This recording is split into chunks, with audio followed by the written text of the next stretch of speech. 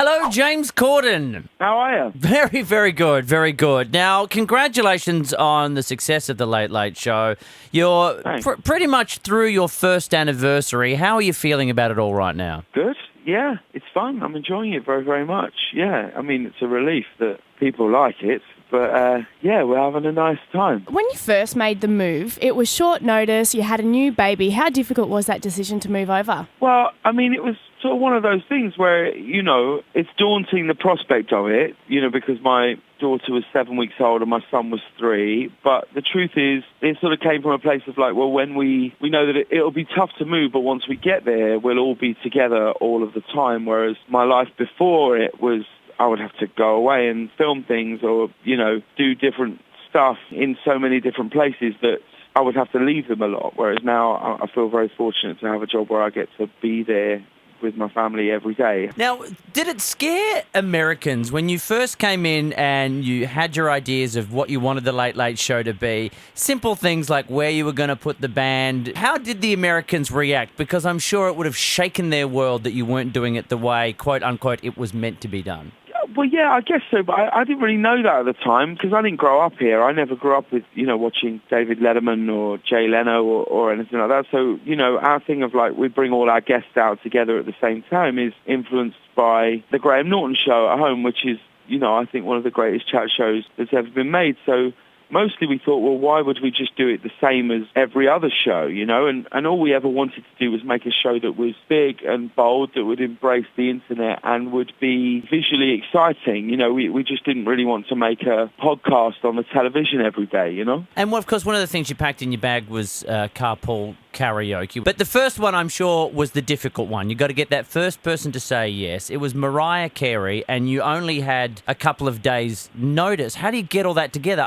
I dare say you probably didn't have the entire Mariah Carey back catalogue in your head at the time? Well, I sort of did, Really? Those hits have been around for so long. But, it was very, very difficult to get anybody to do it. I mean, if you think of a recording artist right now, they said no. Do you know what I mean? Like, there just wasn't anybody. Everybody said no to it. And I get it, because it's quite a weird ask, And then it was just a chance meeting with someone who had Mariah Carey's ear at her label, and I showed her a comic relief sketch that I'd done at home with George Michael, which was him and me singing in the car, and people just really liked it. And so I showed that to her. She showed it to Mariah. I think Mariah's a huge fan of George's, and she just sort of said, okay, let's do it, and let's do it on Saturday. And this was on Thursday, and the show was starting the next week. So, but I felt very sure of it as of an idea because there's something just very, very intimate and joyful about it, How long does it take when you're in the car? Like, how long are you recording for and driving around?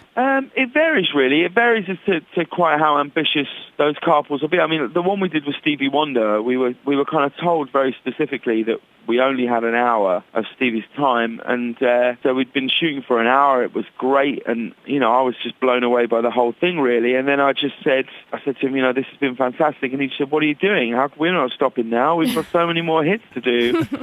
So we drove around for another hour to the point where we were both just kind of exhausted just singing these songs. So it really varies. It's never longer than like 3 hours, and I guess the shortest has probably been like an hour or something like that, I think. Justin Bieber, he had lots of negative press at the time that he did the first carpool karaoke with you, and then it feels like there was a shift in the public.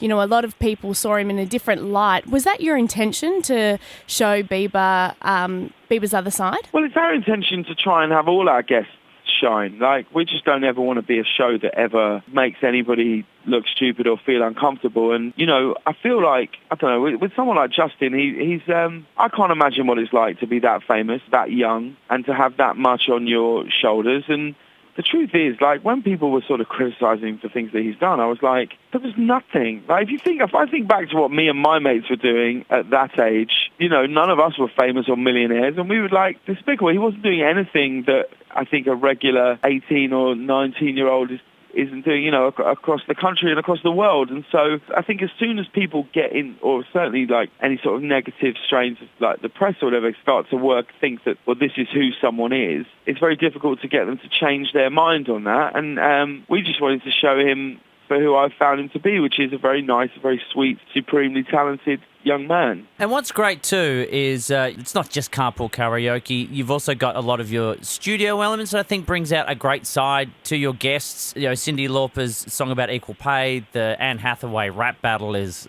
I did see that. People seem to really like it. It was bloody phenomenal. It was brutal. I can't believe that you both allowed each other to be so brutal with each other. Well, you've got to, you know. It's the only way to do it. It's a battle. It's a rap, battle, and that we sort of said, when I sort of spoke to Annie about it, it was like, well, we'll only do it if it's scandalous, because if it's sort of watered down in any way, where you're just talking about stuff which, where you're not hitting those truths, then what are you really watching, We also got the news, of course, Sacha Baron Cohen, when he was on your show, was saying this about meeting Donald Trump in character.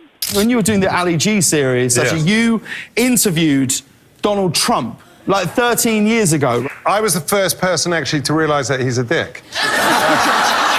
A great comment. But with a show that is so positive as yours, would you have a Donald Trump, in fact, the Donald Trump on your show? And if not, is there anyone, do you have the power and do you say no to particular types of guests? I don't know, really. I could probably do on some level. Those things never really reach me. But I think politicians get a bit frightened of coming on our show, because lots of American talk shows are quite formatted in that they know exactly what the questions are going to be when they sit down, whereas our show, you're sat with two other people. So I can't control what two other people might say. So if Donald Trump is sat on our couch with two other people and they take umbrage with something that he said or some of his views, there's nothing I can really do to stop that. It's a much more sort of organic feeling, really, of making the show. So I guess what I'm saying is, Sam, that Donald Trump is terrified of coming on our show. Although you and Trump in a rap battle, I would pay money to see that. I'd destroy him. You're the second Australians I've spoken to today. Oh. Who were the others? My uncle Mervyn, who lives in Fitzroy in Melbourne. Right. I called my mum on the way into work, and he was like in our house, and he hasn't visited for like 2.5 years.